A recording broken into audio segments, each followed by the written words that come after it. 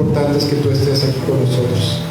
El invitado principal, Señor, con todo respeto, Señor, para todos mis hermanos, Señor, en este lugar y a través de las redes sociales, Señor. El invitado más importante eres tú, Señor. El que queremos que estés con nosotros eres tú. Porque tú dices que donde dos o más se reúnen en tu nombre, ahí estás tú en medio, Señor. Y nosotros lo creemos, Señor. Y lo más importante es que tú estés contento en este lugar, Señor. Tú sabes que en este lugar tratamos siempre, Señor, de hablar y enseñar totalmente tu verdad, Señor. Tratamos de llevar una vida, Señor, como ministerio que a ti te agrade, Señor, sin vicios, Señor, sin malicia, Señor, sin trampas, Señor, porque sabemos, Señor, que eso es lo que te agrada a ti, Señor. Y en esta hora, Señor, bendito seas y bienvenido seas en este lugar. Bájale un poquito más, por favor. Bendito seas, Cristo Jesús. Bendito seas, Padre nuestro que estás en los cielos. Bendito, santo y santificado sea tu nombre poderoso, tu precioso nombre, en el maravilloso nombre de Jesús. Bendito y santificado sea tu precioso y maravilloso nombre, Padre nuestro, Padre celestial, Padre de misericordia, Padre de compasión. Bendito seas, Padre celestial, Padre nuestro. Bendito seas, Espíritu Santo, precioso, porque tú has venido, Señor, al mundo y viniste a la iglesia, al cuerpo de Jesús, a habitar en medio, dentro y en medio, Señor, de la iglesia, Señor. Y te pedimos, Espíritu Santo, que en todas partes de esta tierra, de Córdoba, de Portillo, Orizaba, Señor, de los alrededores, donde en esta hora se esté predicando la palabra de Dios, en esta hora donde estén reunidos nuestros hermanos, Señor, alrededor del nombre de Jesús, tú estés ahí con ellos. Te pedimos también que estés con nosotros, Señor, y que seas tú el que nos guíe, Señor, en sabiduría, en verdad, en luz y en revelación, Señor, para hablar la palabra que tú has inspirado, Señor, la palabra que inspiraste en la Biblia, Señor, en la mente y el corazón de todos los escritores bíblicos, Señor, y que esa palabra hoy, Señor, sea una palabra poderosa de parte tuya, que lleve el poder de tu presencia, Señor, que lleve el poder de tu luz y de tu verdad, y que abra la mente y los corazones, Señor, y que los espíritus adormecidos despierten en este día, en esta hora, Señor, y que puedan ver la luz intensa, Señor, una luz más potente que la de 1000 soles, Señor, a través de tu palabra, Espíritu Santo. Te pedimos, Señor Jesús, que tú bendigas esta reunión, que tú bendigas este culto, y que bendiga los cultos de nuestros hermanos en este día, Señor, en esta tierra, en esta hora y los que habrá la tarde, Señor.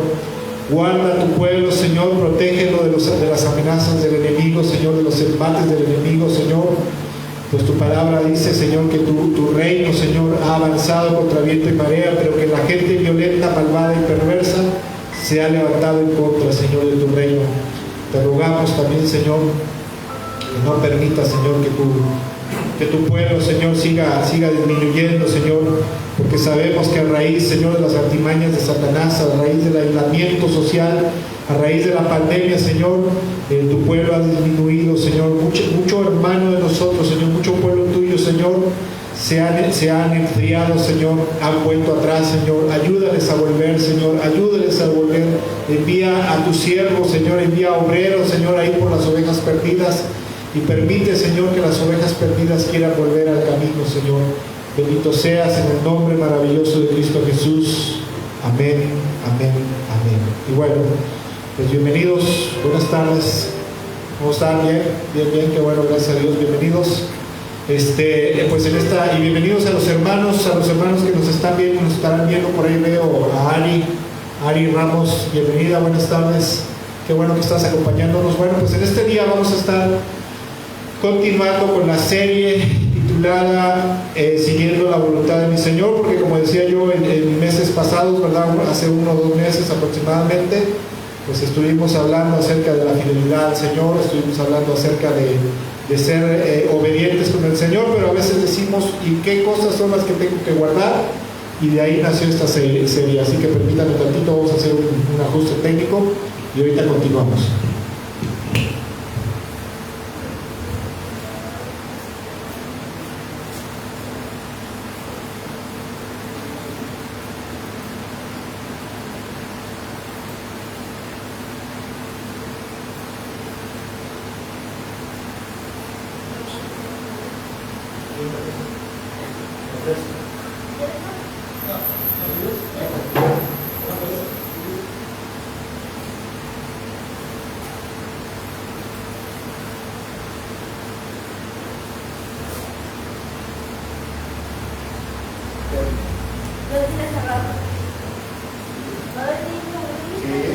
¿sabes? ¿Ya vienes como machetito? Yo no te puedo estar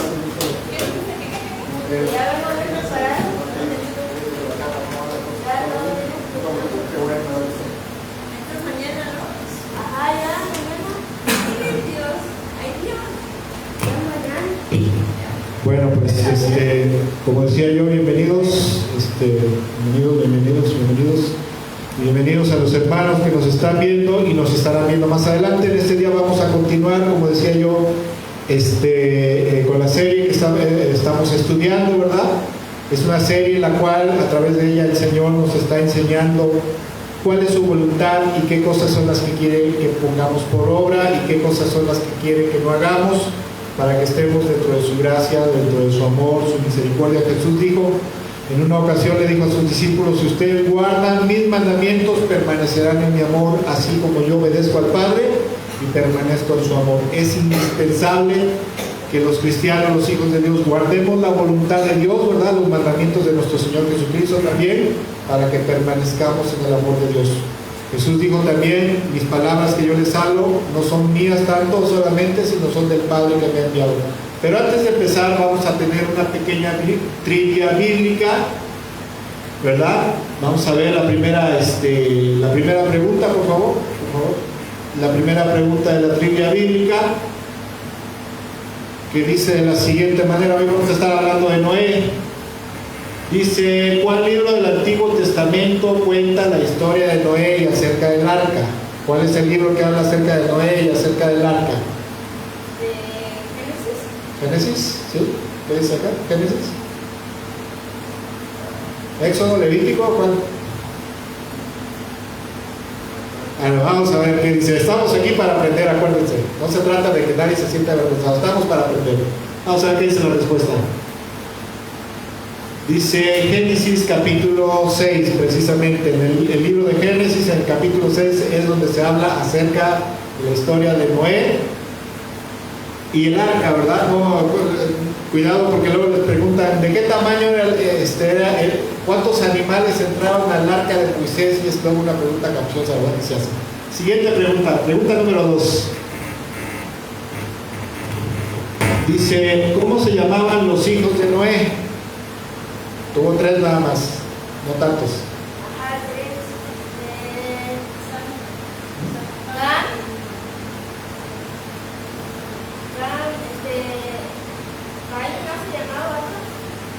Uno era Cam, ¿el otro era qué? Caín. No, Caín no. Porque acuérdense que Caín mató a Abel y eso fue mucho antes. Vamos a ver cómo se llamaban los 3 hijos de Noé. Uno era Sem, otro era Cam y otro era Jafet. Y eso está en Génesis capítulo 9, versículo 18. Acuérdense de esto. Siguiente, por favor, siguiente pregunta.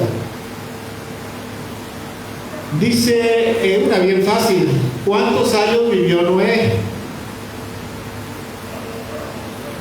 ¿Como cuántos? ¿Como 200? ¿Como 300? ¿Cuántos? 160. 800. ¿Quién da más? A ver, ¿quién da más? ¿Tiene la presión? A ver, vamos a ver qué dice la respuesta de la trivia. Dice que Noé vivió 950 años y esto está en Génesis capítulo 9, verso 29. Siguiente pregunta, por favor. Casi 1000 años. Otro poquito le pega al milenio. ¿Cómo dice la pregunta? Dice: ¿qué símbolo dejó Dios en la tierra para recordar su promesa de que no habría otro diluvio en la tierra? ¿Cuál fue el símbolo? ¿Que mandara pájaros? No. ¿Cuál fue el símbolo? ¿El arco iris? ¿Cuál fue el símbolo? ¿La bandera gay? No, no. Sí. A ver, ¿qué dice la respuesta, por favor?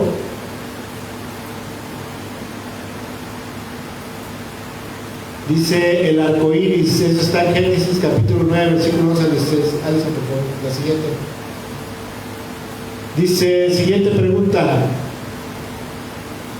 ¿De qué? No, perdón, no, la siguiente. Esa es la anterior. Siguiente, por favor. Ahí me falló. La siguiente. Siguiente, por favor.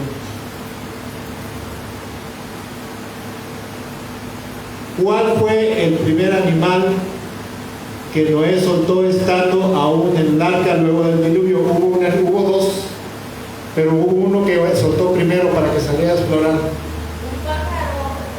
Sí, un pájaro, pero ¿qué pájaro? Un cuervo. Un cuervo. Ah, hijo, sí se la sabe. Sí se la sabe. ¿Tú qué dices? A ver, síguele, por favor. Dice precisamente fue un cuervo, eso está en Génesis capítulo 8, versículo 7. Siguiente pregunta, por favor. Dice, ¿cuántos pisos tenía el arca de Noé? 3. 3, ah, mira. ¿Usted qué dice ahí? ¿Seguro? ¿3? ¿No tenía 2? A ver qué dice la respuesta. Perfectamente así es cierto. Dice que tenía 3 pisos, 3 niveles, ¿verdad? Y bueno, ahora sí vamos a continuar, por favor, vamos a continuar en este día con donde nos quedamos hace 8 días, ¿verdad? Bueno, el siguiente tema, o la siguiente enseñanza de nuestro Señor Jesús, tiene que ver con pedir perdón y restauración por la ofensa, y asimismo perdonar la ofensa. Dios dice en su palabra, ¿verdad?, que cuando nosotros ofendemos a alguien tenemos la obligación de pedir perdón, y si hay necesidad de restaurar, ¿verdad?, de restituir el daño que le hayamos causado a alguien, ya sea que no solamente haya sido porque lo ofendimos verbalmente, sino porque en algo le fallamos, lo defraudamos, le rompimos algo, no sé, etcétera, etcétera, también tenemos la obligación de restituir la ofensa, la restitución por la ofensa, pero también tenemos la obligación de perdonar las ofensas, y ahorita vamos a ver bíblicamente cómo se debe de hacer, porque a veces en el mundo evangélico, en el mundo cristiano se enseñan cosas equivocadas, un poco equivocadas a veces. Y vamos al texto bíblico, que es Mateo capítulo 18, versículo 15 en adelante, donde la escritura dice lo siguiente, dice, si un hermano peca contra ti, ve a solas con él y haz de ver su falta. Si te hace caso, has ganado a tu hermano. Pero si no, lleva contigo a uno o dos más, para que todo asunto se haga constar por el testimonio de 2 o 3 testigos. Si se niega a hacerle caso a ellos, díselo a la iglesia, y si incluso a la iglesia no le hace caso, trátalo como si fuera un incrédulo o un renegado. Quiero hacer un paréntesis aquí. A veces en la iglesia, a veces en el mundo evangélico se enseña que cuando alguien te ofende, tú debes como que quedarte callado, ya no digas nada, ya no reclames, ¿verdad? No vayas a decirle, ¿verdad? No vayas a decirle que estuvo mal lo que te hizo, ¿verdad? Porque eso no es espiritual, ¿verdad? Pero la Biblia enseña en el libro de Levítico, ¿verdad? En el libro de Levítico, donde dice claramente, dice, no albergues, no acumules, ¿verdad?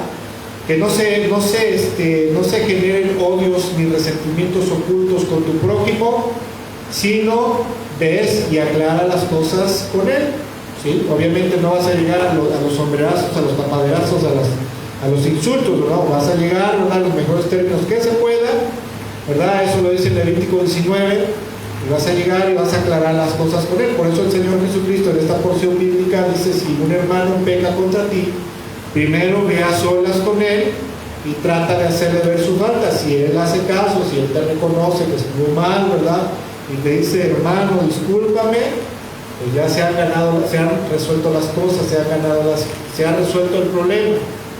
Pero si no te hace caso, porque a veces así pasa, ¿verdad? La Biblia dice en el libro de Proverbios que los pleitos entre hermanos son cerrados como cerrojos de alcázar, o sea que se vuelve una pelea encarnizada a veces entre los hermanos, tanto los hermanos en Cristo como los hermanos en la carne, ¿verdad? Y a veces no quieren entender por necedad, terquedad, por orgullo, porque no les conviene a lo mejor. Y luego dice el Señor, pero si no te hace caso, hablando de una comunidad cristiana o de una sinagoga en aquel entonces, si se niega, dice, si no lleva contigo a 2 o más, para que todo lo que se hable después no vaya a ir a la iglesia como sucede y vaya a alterar las cosas y diga, no es cierto, es que llegó a insultarme, llegó a maltratarme, no es cierto lo que está diciendo. Entonces así, por medio de 2 o 3 testigos, esto es bíblico, Y esto es algo que se debería hacer, pero desafortunadamente hoy en día no se hace, ¿verdad? Pero en las iglesias así debería de ser. Y decir, a ver, hermano, no me hiciste caso la vez pasada, ahora quiero que tratemos este asunto aquí con los hermanos como testigos. Si es que es cristiano, ¿verdad? Pero si se niega a hacerle caso aún a ellos, entonces hay que llevar el asunto a la iglesia, ¿verdad? En medio de un culto, en medio de una reunión, tratar el asunto de lo que está pasando, y si esa persona no hace lo que debe de hacer, entonces se le debe de tratar como un renegado, como un incrédulo, como un pagano. Versículo 18 dice: les aseguro que todo lo que ustedes aten en la tierra quedará atado en el cielo, y todo lo que desaten en esta tierra quedará desatado en el cielo. De este versículo 18 de Mateo 18 es de los falsos maestros de la confesión positiva, ¿verdad? Y de la guerra espiritual se han agarrado para decir que ahí Jesús está diciendo que debemos de atar y desatar, ¿verdad? Atar a los demonios y desatar bendiciones. Eso es una herejía. El contexto histórico del versículo 18 tiene que ver con disciplina.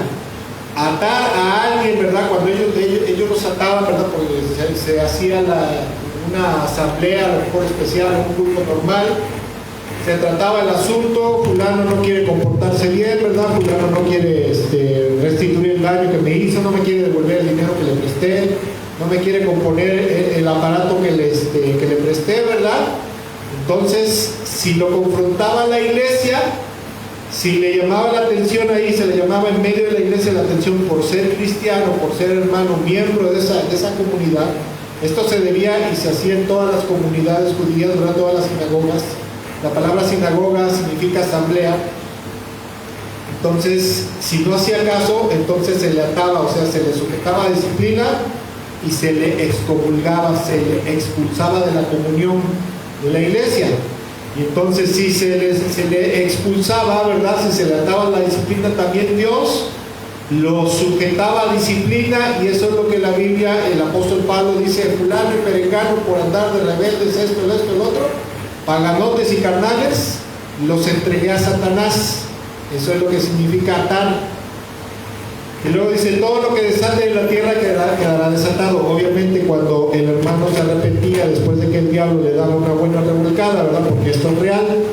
Cuando en aquel entonces, cuando alguien se portaba mal, era un renegado, y lo expulsaban de la comunidad por renegado, precisamente por mal comportamiento, Dios se encargaba de darle su revolcadita. En la actualidad a veces esto es problemático, quizás muchas iglesias no lo hacen porque saben que si expulsan a alguien, como antiguamente la iglesia evangélica en una ciudad, la iglesia cristiana era un solo grupo grande, ¿verdad?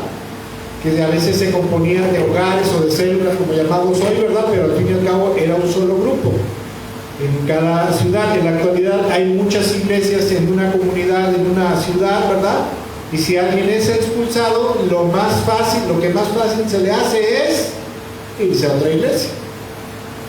Pero lo que no saben, ¿verdad? Lo que no sabemos, que si en la iglesia se trata esto, y luego si en la iglesia, como dice en el versículo 19, por favor, dice: además les digo que si dos de ustedes en la tierra se ponen de acuerdo sobre cualquier cosa que pidan, les será concedida por mi Padre que está en el cielo. Si la comunidad, ¿verdad?, se pone de acuerdo, aunque se vaya el creyente, se vaya el cristiano a otra iglesia, ¿verdad?, vaya de huida ya, si la iglesia se pone de acuerdo y dice: Señor Padre, sabes, este hermano, este hombre, esta mujer se comportó mal con el hermano, nosotros literalmente lo expulsamos de esta iglesia, lo sujetamos a disciplina, Señor, y te pedimos que tú también lo sujetes a disciplina. Entonces, aunque el cristiano se vaya a otra iglesia, la disciplina le va a alcanzar, le va a perseguir.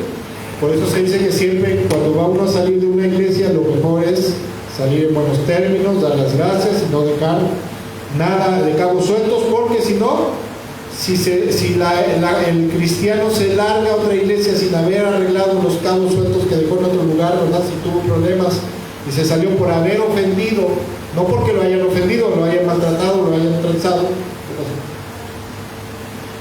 no porque lo hayan maltratado, lo hayan transado, lo hayan hayan abusado de él, ¿verdad? Porque en la actualidad es muy común eso, hay iglesias donde maltratan, abusan, ultrajan, ¿verdad? Estafan. Y luego la gente está ahí y decía, es que no me puedo ir de aquí de mi iglesia, no, como no, si ya hablaste con el pastor y no te entiende, ¿verdad? No te hace caso de que te están ultrajando, te están maltratando, te esto, te lo otro, pues apártate de ese lugar, ¿no? ¿Qué haces ahí? Pero si el cristiano se sale de ese lugar por haber tenido problemas con otro hermano de ahí, ¿verdad? Como pasa, y aunque piensa que ya se resuelve el problema yéndose a otra iglesia, a otra congregación, la verdad de las cosas es que no será así, la disciplina lo perseguirá, ¿verdad? Y bueno, no me quiero alargar más en este tema, ¿verdad? Pero hay muchos testimonios donde gente se ha ido a otras iglesias porque tuvo problemas con alguien, ofendió a alguien, defraudó a alguien, salió huyendo, y luego el juicio de Dios, la disciplina, el castigo los ha perseguido. Y luego ahí vienen de regreso, ¿verdad? Chilla, hermanos, perdónenme, hermano, perdóname. Bueno, pues, está bien. Versículo 20, por favor. Porque donde 2 o 3 se reúnen en mi nombre, allí estoy en medio de ellos. Originalmente en esta cita del Señor Jesús, normalmente usamos este versículo bíblico para decir que cuando hacemos un culto, ¿verdad? Y es la verdad, el Señor Jesucristo está en medio de ese lugar, y eso es cierto. Pero originalmente este versículo se desarrolla en el contexto de cuando la iglesia o las comunidades religiosas en aquel entonces, las comunidades evangélicas o las congregaciones locales se reunían específicamente para tratar ese asunto de la disciplina, porque ese es el contexto en el cual estamos viendo esto, ¿verdad? Versículo 21, Pedro se acercó a Jesús y le preguntó, Señor, siendo así, ¿verdad? Entonces, ¿cuántas veces tengo que perdonar a mi hermano que peca contra mí? ¿Hasta 7? Algunos historiadores dicen que le hizo esta pregunta porque los fariseos decían que una persona piadosa lo máximo que podía perdonar al hermano era hasta 3. Algunos dicen, ¿verdad? Pero la Biblia no lo enseña y nunca he encontrado esto en los libros de historia. Pero bueno, le contesta el Señor, versículo 22, no te digo que hasta 7 veces, sino hasta 70 veces 7, le contestó Jesús. 70 veces 7 en el hebreo es un hebraísmo que significa indefinidamente. Vamos a ver lo que dice Lucas capítulo 17, versículo 3 al 4. Siempre y cuando, aclaro, se arrepienta y restituya el daño, pida perdón. Versículo 17, capítulo 17, versículo 3 al 4 dice lo siguiente. Así que cuídense. Si un creyente peca, repréndelo, luego si hay arrepentimiento, perdónalo. Aun si la persona te agravia 7 veces al día y cada vez regresa y te pide perdón, debes de perdonarla. Está un poquito difícil esto, ¿eh? Que te esté haciendo, y te esté haciendo, y te esté haciendo, ¿verdad? Pero bueno, al fin y al cabo debes de perdonarla, está bien. Pero si esta persona, no está diciendo Jesús que una persona, ¿verdad?, te vaya a estar ofendiendo 7 veces al día. Dice, si aún pasara así, delante de Dios tenemos la obligación de perdonar. Aunque aclaro, para los que son así, que pecan y repecan, ¿verdad? Pues aunque vayan y piden perdón, quiere decir que no han cambiado, que no se han arrepentido. Y lo más seguro es que el Padre Celestial entonces sí los va a juzgar. El Señor Jesucristo los va a disciplinar. Así que no recomendamos, ¿verdad?, pecar y pedir perdón, pedir perdón, porque lo único que va a ocurrir es que venga el juicio de Dios. Y como es claro, ¿verdad?, por naturaleza humana, las ofensas, los problemas y las disputas entre hermanos, tanto en la carne como en las iglesias, son cosas que desafortunadamente ocurren constantemente y son las cosas que más pueden hacer que se distancie un hermano de otro, y en muchos casos se ha sabido que inclusive ha producido que las iglesias se dividan. Y eso está enteramente mal, ¿verdad? Y por ello el Señor Jesús nos enseña cómo debemos de tratar el asunto de las ofensas, ¿verdad? Cuando un hermano peca contra otro, tiene el derecho, Dios le da el derecho de ir y confrontar al hermano, decirle, oye, es que me faltaste en esto, me ofendiste, me defraudaste, no me has devuelto, ¿qué pasó? Y si no quiere hacer caso, entonces tendrá que seguir al siguiente nivel y al siguiente nivel, ¿verdad? Hasta que al llegar al grado que si no entiende, entonces tiene que ser expulsado de esa comunidad, y obviamente Dios se encargará de eso. Si el hermano no entiende a la primera, pues de modo, desgraciadamente tendrá que sufrir las consecuencias. Pero si se arrepiente quizás desde la primera vez que es confrontado, ¿verdad? Porque a veces los cristianos no somos tan espirituales, ¿verdad? Y a veces necesitamos que venga alguien y nos dé un empujoncito y nos diga, oye, ¿qué pasó? Me faltaste, me ofendiste, ¿verdad? Que normalmente se dice en la iglesia, no, usted hermano no diga nada, usted hermano aguante, ¿verdad? Aguante, porque de esa manera usted estará demostrando que es espiritual.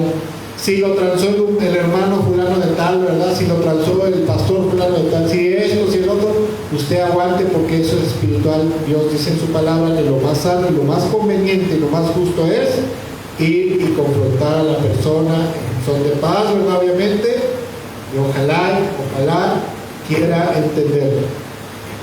Y bueno, después podemos ver la segunda parte de este capítulo 18, que si el Señor enseña que cuantas veces el hermano ofensor venga arrepentido, verdaderamente arrepentido de todo corazón a nosotros y nos pida perdón, nosotros tenemos la obligación de perdonarlo y restaurar la relación con él de todo corazón.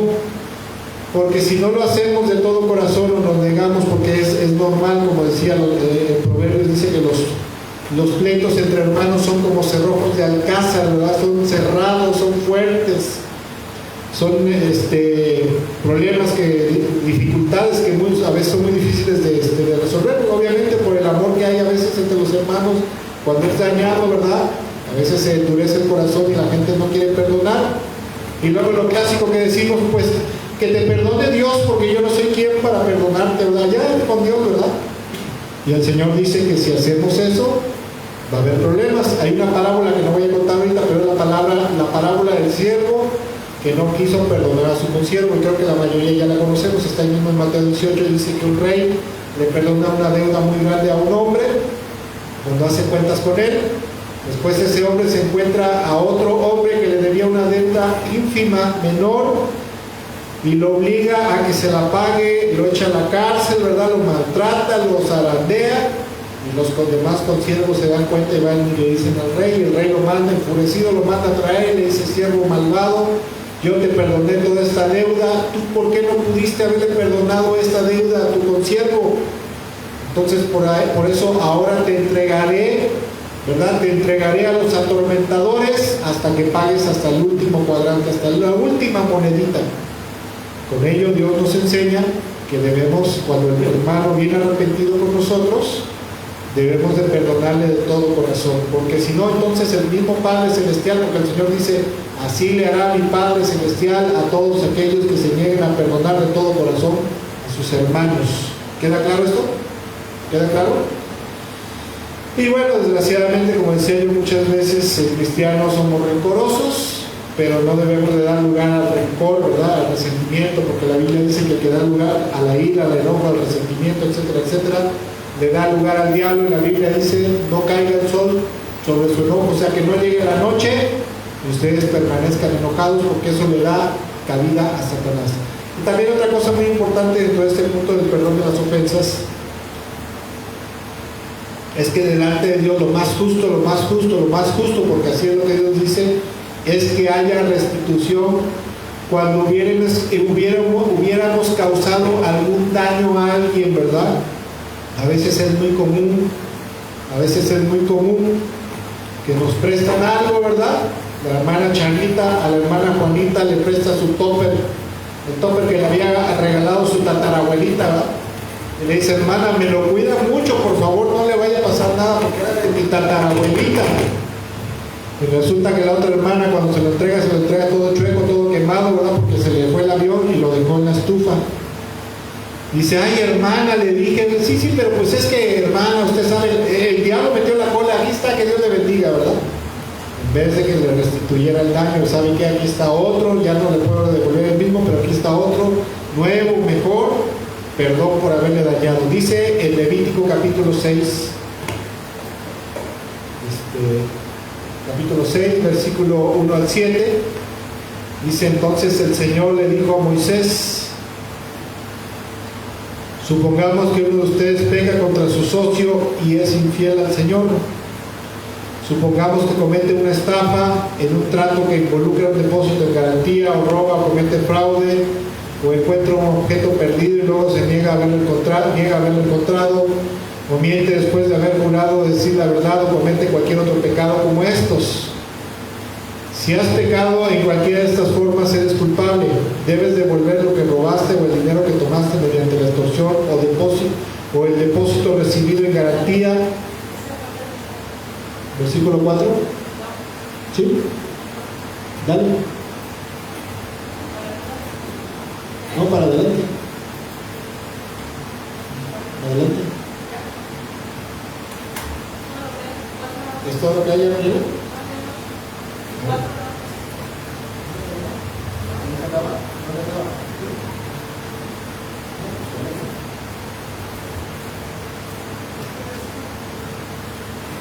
Ok. A ver, dale para atrás. Perdón. Es que ahí está el 4, ahí termina el 4. A ver, dale para atrás. 3. Ajá, sigue. Bueno, el 5, de nuevo, versículo 5 dice, cualquier otra cosa, dice que hayas obtenido por jurar en falso. Escuche cómo dice, o cualquier otra cosa que hayas obtenido por jurar en falso. Y luego dice, punto y seguido, deberás hacer una restitución total a la persona perjudicada, más un 20% adicional. Dice, en el mismo día presentarás una ofrenda por la culpa delante de Dios, ¿verdad? Como ofrenda por la culpa, al Señor deberás llevar al sacerdote un carnero sin defecto de tu propio rebaño, o puedes comprar uno del mismo valor. Versículo 7, mediante este proceso el sacerdote te purificará delante del Señor, te hará justo ante Él y serás perdonado de cualquiera de estos pecados que hayas cometido. Obviamente en la actualidad nosotros no vamos a llevar un animalito a la iglesia, al templo, para que lo sacrifique, pero sí debemos de restituir el daño para que el perdón sea completo.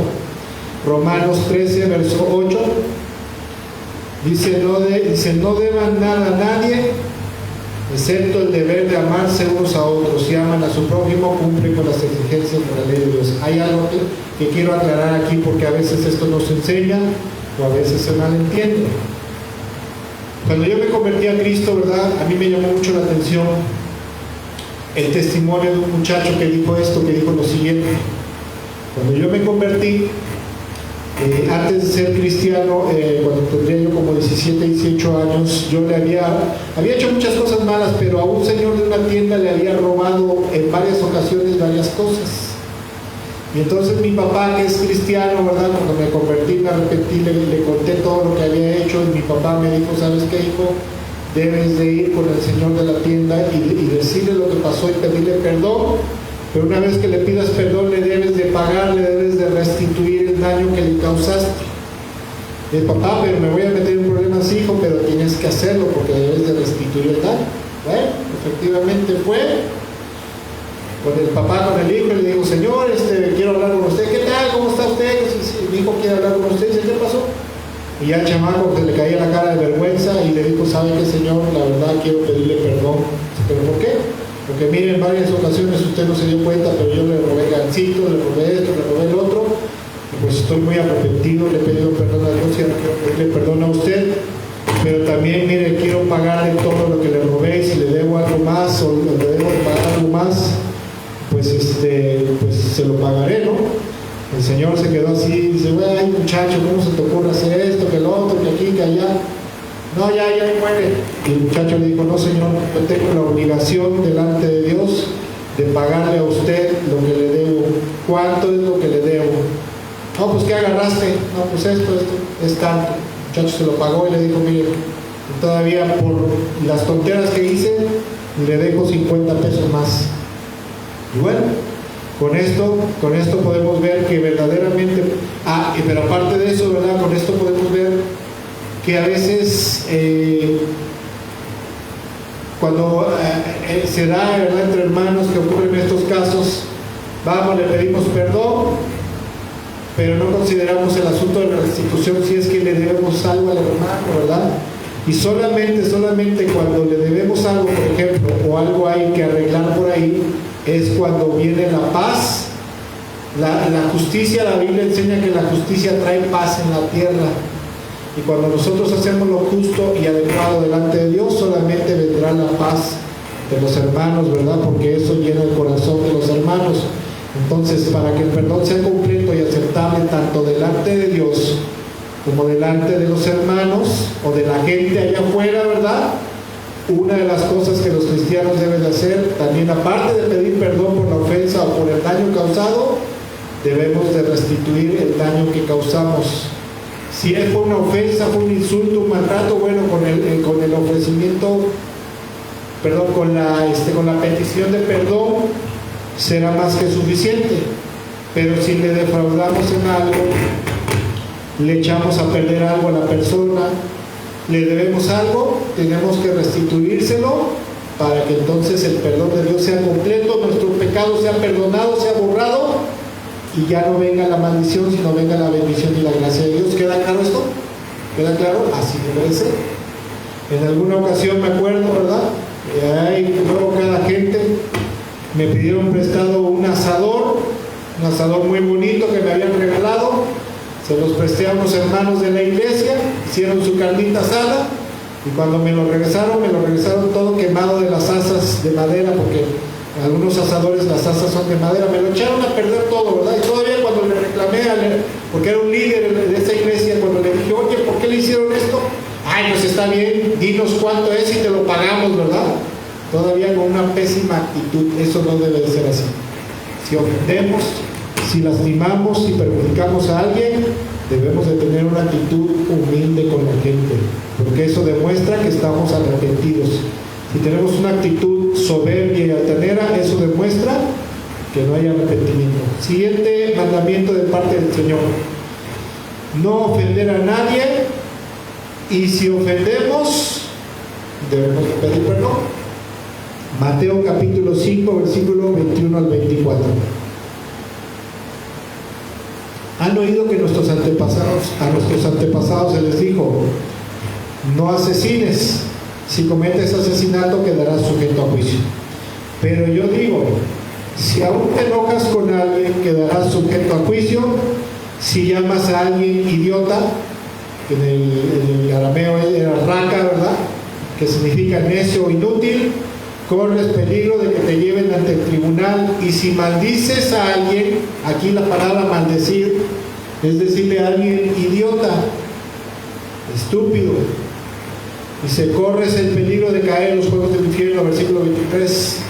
Por lo tanto, si presentas una ofrenda ante el altar del templo y de pronto te acuerdas que alguien tiene algo contra ti, verso 24, deja la ofrenda allí en el altar, anda y reconcíliate con esa persona y luego ven y presenta tu ofrenda ante Dios.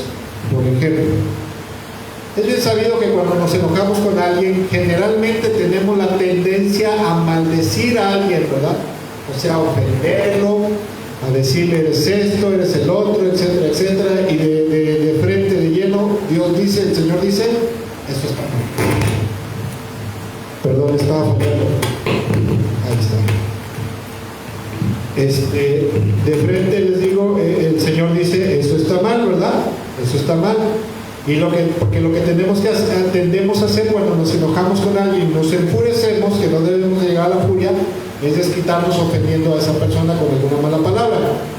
Pero el problema radica en que miles y quizás millones de personas, de cristianos en todo el mundo, ¿verdad?, a lo largo de la semana tenemos dificultades con X o con Y persona, y normalmente lo que tendemos a hacer es a ofender a la gente, a los hermanos en la fe, a las familias, a los compañeros de trabajo, vecinos, etcétera, etcétera, etcétera. Y tenemos la mala idea de que cuando llegamos al culto, ¿verdad?, llegamos como si nada y empezamos a exaltar al Señor, a adorarlo, a bendecirlo. Señor, te amo, Señor, te adoro, etcétera, etcétera. Y a veces hasta participamos en la cena del Señor, si es que hay cena del Señor, pero sin habernos puesto a cuentas antes con nuestro prójimo. Y lo peor de todo es que pensamos que podemos dejar las cosas así, sin arreglar, ¿verdad? Ya pasó, pues ya le dije, ya lo ofendí, pues ahí se va. y creemos que Dios va a estar contento con nosotros. No lo digo yo, lo dice el Señor, ¿verdad? No va a estar contento ni con nuestra presencia, ni con nuestra alabanza, ni con nuestras oraciones, y hasta con nuestros servicios, si es que le estamos pidiendo a Dios. Y esto desafortunadamente es muy recurrente, es un pecado que se comete recurrentemente, ¿verdad? De ofender a las personas y no resolver las cosas antes de que llegue el día de culto o antes de que pretendamos entrar a la presencia de Dios, a orar, a clamar a Él, ¿verdad? A pedirle por nuestras necesidades, etcétera, etcétera, etcétera, etcétera. La Biblia enseña que Dios es un Dios que desea paz, una paz entre los hombres, que haya armonía en medio de su pueblo y aún con la gente de afuera, ¿verdad? Y sobre todo una de las cosas que no le agrada al Señor es la hipocresía y la maldad. Por lo tanto, antes de presentarnos ante la presencia de Dios, ya sea para orar o para asistir a un culto o servicio, primero que nada debemos de asegurarnos de estar a cuentas con todo el mundo para que nuestra adoración sea agradable al Señor. Por eso Dios también enseña en su palabra, ¿verdad?, que como cristianos, si alguien nos ofende, debemos de tener cuidado de no responderle igual. Dice, no sean como, dice, ustedes deben de bendecir y no maldecir, decía el apóstol Pedro, ¿verdad? Acuérdense del Señor, que aún cuando estaba en la cruz del Calvario, Él no respiraba amenazas de muerte, sino que Él decía, Padre, perdónalos, porque no saben lo que hacen. ¿Sí? Es que le dije hasta de lo que se iba a morir porque me insultó y me maltrató. Eso no es para un hijo de Dios. Eso dice la Biblia, ¿verdad? Eso dice la Biblia.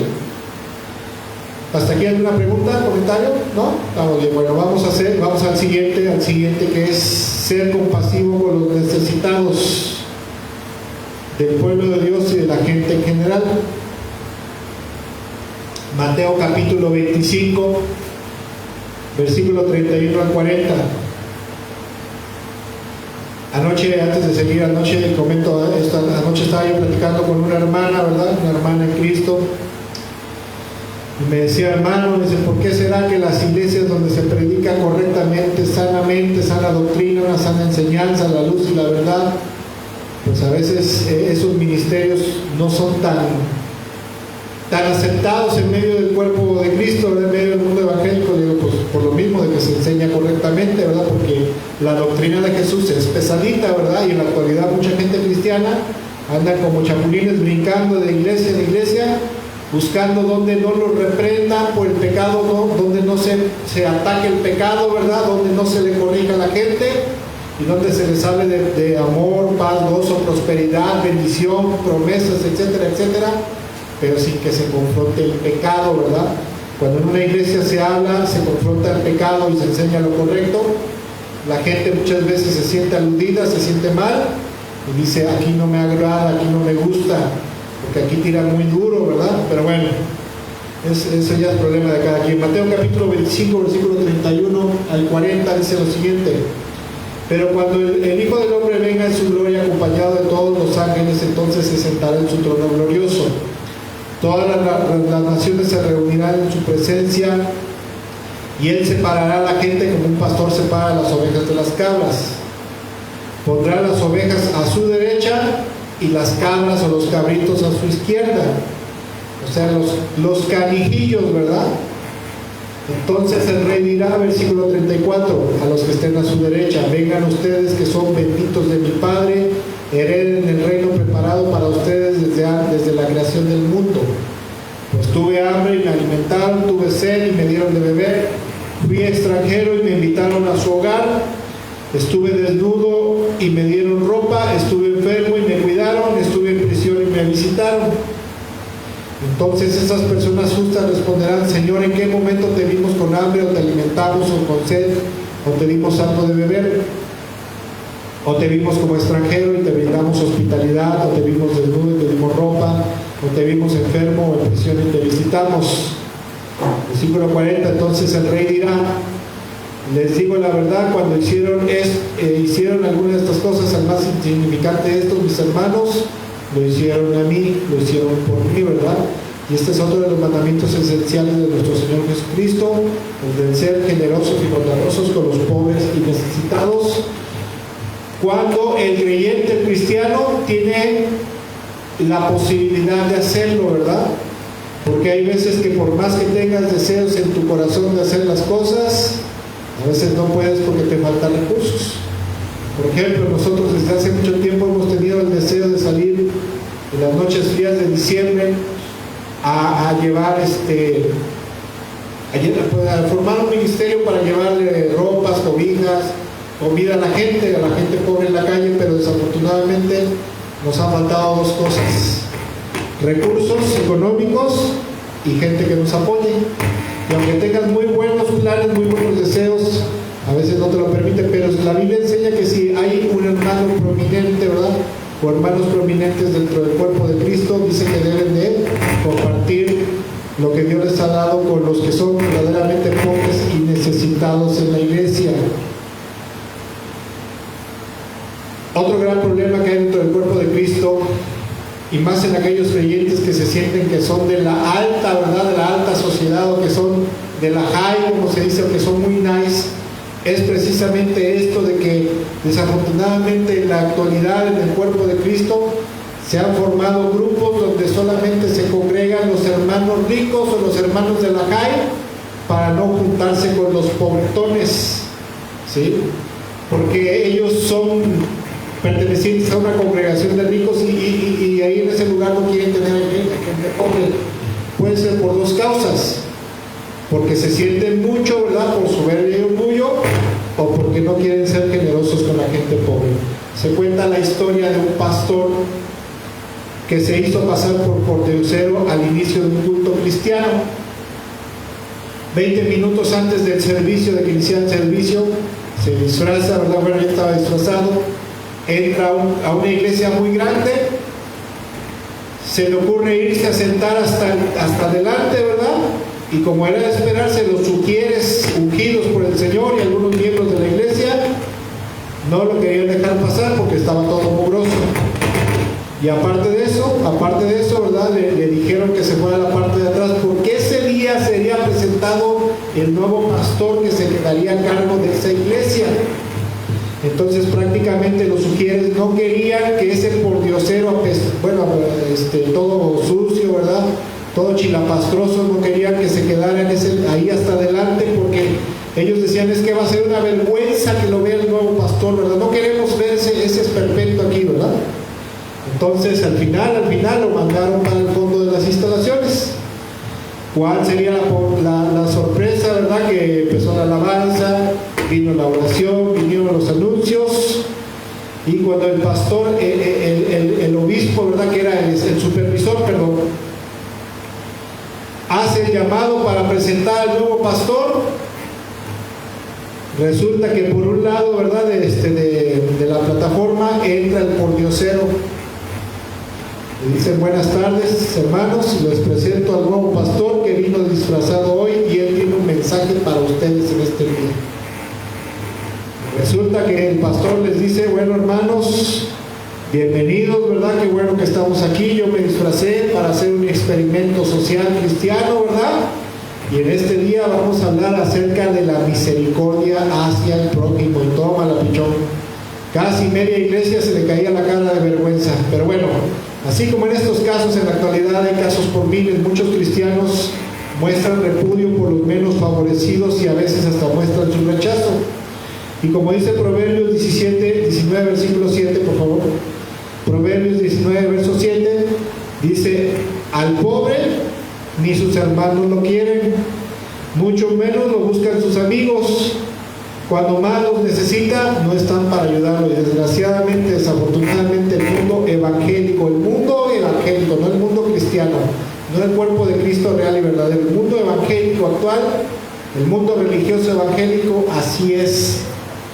No quieren estar cerca de gente pobre, de gente que huele mal, ¿verdad?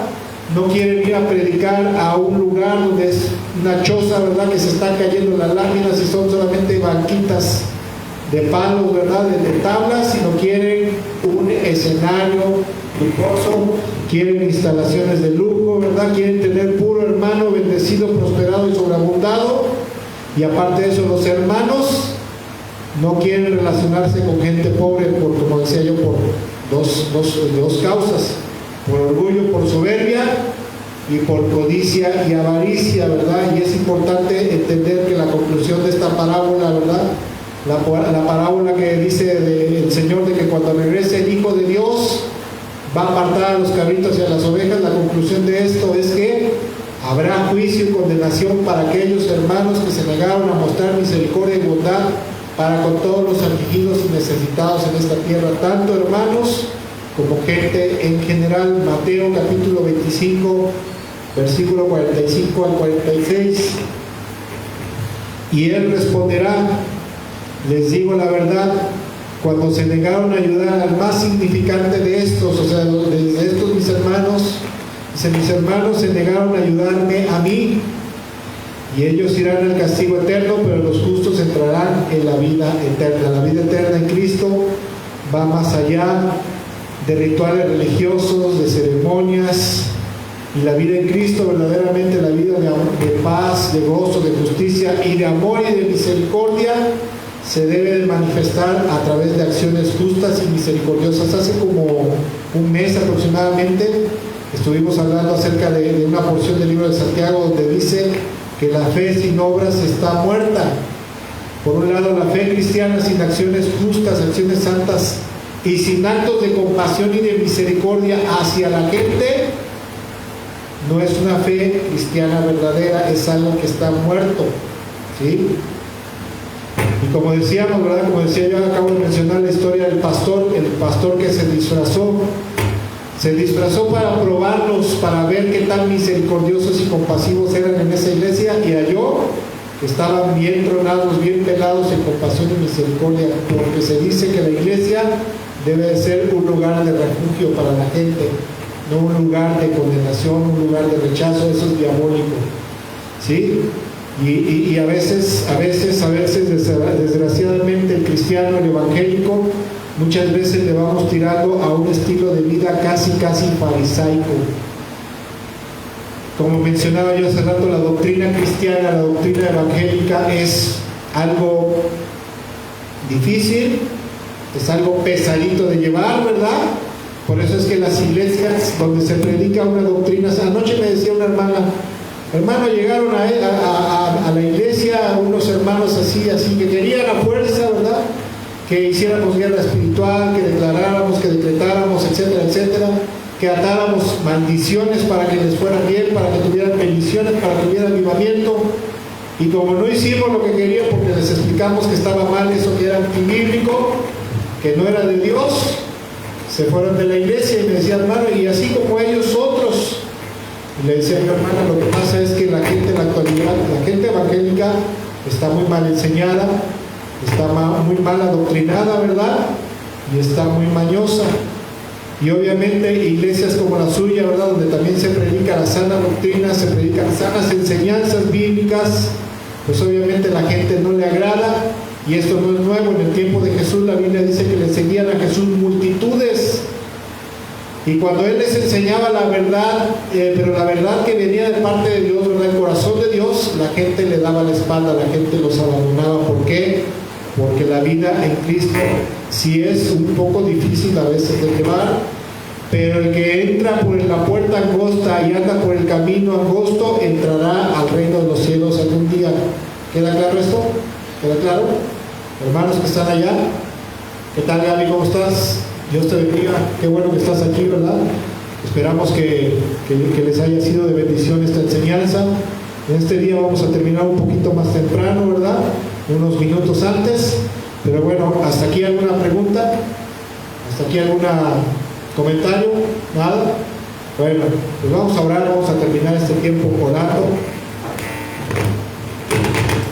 dando gracias a Dios, porque Dios es bueno y nos permite conocer su palabra, su luz y su verdad, para que sepamos cómo andar en medio de este mundo de tinieblas y podamos agradarlo a Él, hacer las cosas que a Dios le agrada, ¿verdad?, que esté contento con nosotros. Y aparte de eso, al obedecerlo, como dice la palabra de Dios en Pedro, que por obedecer la palabra de Dios recibiremos bendición, aunque obviamente con persecución que tendremos en este mundo por ser hijos de Dios obedientes.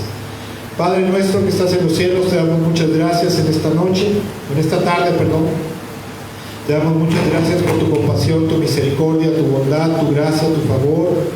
Te damos muchas gracias porque en este día nuestro amado Señor Jesucristo dijo lo siguiente: no solamente de pan vivirá el hombre, sino de toda palabra que sale de la boca del Señor. Nuestra vida no solamente depende de las cosas materiales de este mundo, no solamente depende de los éxitos o los logros que tengamos. Te damos gracias por cada bendición material, cada éxito, cada logro, Señor, que hemos tenido y que nos darás a lo largo de nuestra vida. Pero sobre todo, Padre, te damos muchas gracias. Te damos muchas gracias y te bendecimos en el nombre de Jesús, porque nos das el alimento espiritual, el pan espiritual, Señor, cada fin de semana y entre semana, Señor, para que podamos tener una vida espiritual nutrida, una vida espiritual llena, una vida espiritual fructífera, Señor. Y sobre todo ayúdanos, Padre nuestro, a tener un corazón noble para dar fruto al 100 por 1. Que haya una cosecha al 100 por 1, Padre. Que tu palabra que sea sembrada en nuestros corazones dé fruto en abundancia, para que te agrademos a ti, para que tú estés contento con nosotros y para que al obedecer tu palabra tengamos bendición. Otra cosa, Padre, en especial que te quiero pedir, y por mis hermanos que están aquí, los hermanos que nos están viendo, nos estarán viendo, que no permitas, Padre, que tu palabra, Señor, se vuelva infructuosa en nuestros corazones. No permitas, Padre, que tu palabra, Señor, se la coman los pájaros, la quite Satanás de nuestro corazón, Señor. Permite que tu palabra sea recordada por el Espíritu Santo en nuestros corazones, para que podamos, Señor, dar fruto en abundancia. Porque a veces pasa, Padre, tú lo sabes, que salimos de la iglesia, salimos de la congregación y se nos olvida tu palabra y volvemos a nuestra misma vana manera de vivir, y eso nos acarrea perjuicio, nos acarrea problemas, nos acarrea maldición, y aparte de eso, eso te enoja a ti. No permitas que se nos olvide tu palabra en la palabra de este día, y yo te ruego en el nombre de Jesús, Padre, que permitas que tu palabra, que el Espíritu Santo nos esté recordando tu palabra de este día, Padre, y que cada quien de manera personal la ponga por obra. La pongamos por obra, Señor, sin ser dadivosos, sin querer repartirla a medio mundo y nosotros hacer caso omiso o hacernos de la vista gorda. En el nombre de Jesús te damos gracias por esto. También te bendecimos, Señor, por permitirnos en este día estar aquí delante de ti, delante de tu presencia, escuchando tu palabra, adorándote, bendiciéndote. También te rogamos en el nombre de Jesús que en esta semana que viene por delante, que inicia hoy, proveas para cada una de nuestras necesidades de forma poderosa y abundante, Padre. Provee para la luz, el agua, el teléfono, el transporte, para los que tenemos vehículos, Señor, para las necesidades de nuestros vehículos, Padre. Provee, Señor, para la entrada de las escuelas, Señor, todo lo que necesitamos, Padre. Danos para poder inscribir a nuestros hijos, Señor. Aquellos que hemos tenido la necesidad, Señor, de inscribir a nuestros hijos, Señor, provee, Señor, de manera poderosa y abundante, porque tú sabes que la situación económica en este país y en esta tierra últimamente se ha puesto muy difícil, Señor, porque Satanás está tramando un plan malvado y perverso para empobrecer a las naciones, Señor. Pero dice tu palabra que para los que te temen, aún en tiempos de necesidad, aún en tiempos de hambre, tú les darás en abundancia. En el nombre de Jesús te pedimos que proveas, y no solamente eso, Padre, también te pedimos por cada uno de nuestros hijos que van a iniciar su ciclo escolar, Padre. Te pedimos que los protejas, que los guardes del maligno, que los guardes de las acechanzas del diablo, que los guardes de dificultades, de accidentes cuando vayan a la escuela, cuando estén en la escuela. Te pedimos que envíes tu ángel acampado alrededor de ellos. Te pedimos en el nombre de Jesús, Padre, te pedimos en el nombre de Jesús que también les dé sabiduría e inteligencia para que ellos, Padre, puedan sacar buenas calificaciones, Señor, en este ciclo escolar. Te pedimos que no permita, Señor, opresión, ni rechazo, ni maltrato hacia ellos, sino que les des tu gracia, tu favor, Señor, delante de sus compañeros, delante de los maestros, y que en cualquier dificultad tú estés con ellos en todo momento para sacarlos adelante. Y también te rogamos, Padre, que nosotros como padres nos proveas para todo lo necesario para que nuestros hijos no se queden sin estudio en este tiempo y en lo futuro. Padre, permitas que nuestros hijos saquen adelante sus estudios, Señor, y permitas que tengan una carrera, Señor, para que tengan un mejor estilo de vida, Señor. a lo mejor de lo cual nosotros no tuvimos, Señor. En el nombre de Jesús también provee a toda madre sola, Señor, a toda madre soltera, Señor, que tiene que ser padre y madre, Señor, provee en abundancia. Dale sabiduría y fortaleza para dirigir a sus hijos, Padre, donde quiera que se encuentren. En el nombre de Jesús te pedimos tu bendición para ellas, Señor. Y en este día, Señor, te damos gracias también por esta tierra, Señor, esta colonia. Señor, te pedimos que permitas que el Evangelio de Jesús dé fruto en abundancia en esta tierra, Señor, que permitas que cada día más hombres y mujeres vengan al perdón, la salvación y la vida eterna por medio de la fe en Jesucristo, y permitas el avance del Evangelio en estas tierras, y que derribes todo muro, Señor, todo muro opositor que Satanás ha puesto para el avance del Evangelio sobre esta colonia. En el nombre de Jesús también te damos gracias y te bendecimos por la provisión que nos hiciste a lo largo de esta semana, y también de esa provisión queremos darte una ofrenda, Padre, una ofrenda como reconocimiento y gratitud por tu bondad y tu misericordia, en el nombre de Jesús, Padre, para tu obra y las necesidades de tu obra, en el nombre maravilloso de Cristo Jesús. Amén, amén, amén. Y con esto damos por terminado este servicio. Si el Señor lo permite, nos vemos en la reflexión de media semana el miércoles, y de ahí los que estamos en curso, bueno, en el estudio bíblico, nos vemos el jueves. Bendiciones, excelente tarde.